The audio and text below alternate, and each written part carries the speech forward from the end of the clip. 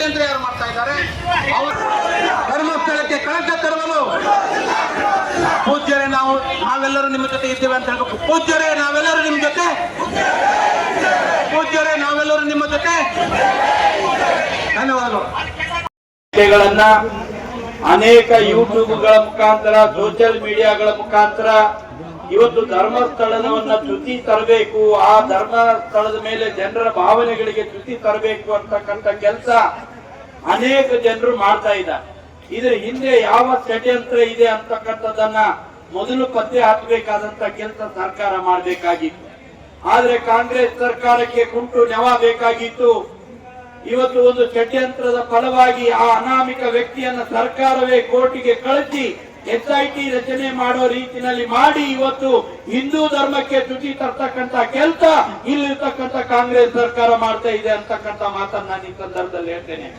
ಎಲ್ಲೆಲ್ಲಿ ಇಡೀ ಭಾರತ ದೇಶದಲ್ಲಿ ಕಾಂಗ್ರೆಸ್ ಪಕ್ಷ ಆಡಳಿತದಲ್ಲಿ ಇದೆಯೋ ಅಲ್ಲೆಲ್ಲಾ ಕಡೆಗೂ ಕೂಡ ಹಿಂದೂ ಧರ್ಮಕ್ಕೆ ಚ್ಯುತಿ ತರ್ತಕ್ಕಂಥ ಕೆಲಸ ಮಾಡ್ತಾ ಇದ್ದಾರೆ.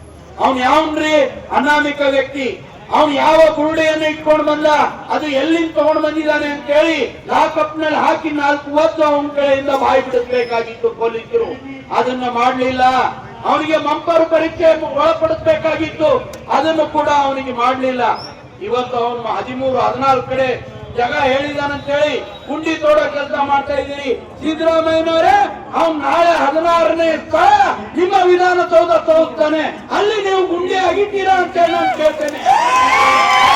ನೀವು ಕೂತಿನ ವಿಧಾನಸೌಧದ ಕೆಳಗಡೆ ಕೂಡ ಹೆಣಗಳು ಹೂತಿದ್ದೇವೆ ಅಂತಕ್ಕಂಥ ಮಾತನ್ನ ಆ ಅನಾಮಿಕ ಬಂದು ಹೇಳಿದ್ರೆ ನೀವು ಅಲ್ಲಿ ಗುಂಡಿ ತೆಗಿಸ್ತಕ್ಕಂಥ ಕೆಲಸ ಮಾಡ್ತೀರಾ? ಅವ್ನು ಹೋಗಿ ಹೈಕೋರ್ಟಿನ ಕೆಳಗಡೆ ನಾವು ಹೂತಿದ್ದೀವಿ ಅಂತ ಹೇಳಿದ್ರೆ ಅಲ್ಲಿ ನೀವು ಗುಂಡಿ ತೆಗಿಸ್ತಕ್ಕಂಥ ಕೆಲಸ ಮಾಡ್ತಿದ್ದೀರಾ? ಇದ್ರ ಹಿಂದೆ ಕಾಣದ ಕೈಗಳಿದಾವೆ. ಈ ಧರ್ಮವನ್ನ ಅಳಿಬೇಕು ಅಂತಕ್ಕಂಥ ಕೆಲಸ ಮಾಡ್ತಾ ಇದ್ದಾರೆ. ಅಲ್ಲಿರ್ತಕ್ಕಂಥ ಜಿಲ್ಲಾಧಿಕಾರಿಗಳು, ಅಲ್ಲಿರ್ತಕ್ಕಂಥ ಪೊಲೀಸ್ ಅಧಿಕಾರಿಗಳು ಕೂಡ ಇದರಲ್ಲಿ ಶಾಮೀಲಾಗಿದ್ದಾರೆ. ಕಾಂಗ್ರೆಸ್ ನಾಯಕರ ಕುಮ್ಮಕ್ಕಿದೆ. ಈ ಕುಮ್ಮಕ್ಕಿನಿಂದ ಇವತ್ತು SIT ರಚನೆ ಆಗಿದೆ. SIT ರಚನೆ ಬಗ್ಗೆ ನಮಗೆ ತಕರಾರಿಲ್ಲ. ಆದ್ರೆ ಎಷ್ಟು ದಿವಸ ಈ SIT ಈ ರೀತಿಯ ಬುರುಡೆ ಮಾತನ್ನ ಕೇಳ್ಕೊಂಡು ನೆಲಗಳನ್ನ ಅಗಿತಾ ಹೋಗ್ತಾರೆ? ಅದಕ್ಕೆ ಇದನ್ನು ತಕ್ಷಣ ನಿಲ್ಲಿಸಬೇಕು. ಅವನಿಗೆ ಮಂಪರು ಪರೀಕ್ಷೆಗೆ ಒಳಪಡಿಸಬೇಕು. ಅವನ ಹಿಂದೆ ಇರ್ತಕ್ಕಂಥ ಕಾಣದ ಕೈಗಳು ಯಾವ್ಯಾವ ಇದಾವೆ ಅವುಗಳನ್ನ ತನಿಖೆ ಮಾಡಬೇಕು. ಮತ್ತು ಇದು ನಿಜವಾಗಿ ಈ ತನಿಖೆಯಿಂದ ಹೊರಗೆ ಬರಬೇಕು. ಸೌಜನ್ಯ ಪ್ರಕರಣ ಇರಬಹುದು ಮತ್ತು ಅಲ್ಲಿ ಏನು SIT ರಚನೆ ಆಗಿದೆ, ಇದರಿಂದ ನಮಗೆ ನ್ಯಾಯ ತಿರುಕೋದಿಲ್ಲ. ಇದನ್ನ CBI ಒಪ್ಪಿಸಬೇಕು ಅಂತಕ್ಕಂಥ ಮಾತನ್ನು ಕೂಡ ನಾವು ಈ ಸಂದರ್ಭದಲ್ಲಿ ಹೇಳ್ತೇವೆ.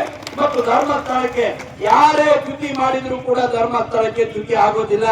ಯಾಕೆಂದ್ರೆ ಕೋಟ್ಯಾಂತರ ಭಕ್ತರು ಧರ್ಮಸ್ಥಳದ ಮಂಜುನಾಥನ ಮೇಲೆ ವಿಶ್ವಾಸವನ್ನು ಇಟ್ಟಿದ್ದಾರೆ.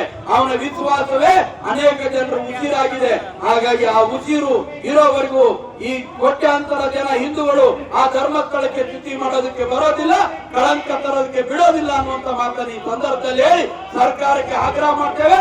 ತಕ್ಷಣ SIT ಯಾವುದು ಏನ್ ತನಿಖೆ ನಡೀತಾ ಇದೆ ಅದನ್ನ ನಿಲ್ಲಿಸಬೇಕು, ಮಂಪರು ಪರೀಕ್ಷೆ ಮಾಡಬೇಕು, ಆ ವ್ಯಕ್ತಿಗಳನ್ನ ಹಿಡಿದು ಒಳಗೆ ಹಾಕಬೇಕು ಅನ್ನುವಂತ ಆಗ್ರಹವನ್ನು ಮಾಡಿ ನನ್ನ ಮಾತಿಗೆ ವಿರಾಮ ಕೊಡ್ತೀನಿ. ಬೋಲೋ ಭಾರತ್ ಮಾತಾ ಕೀ.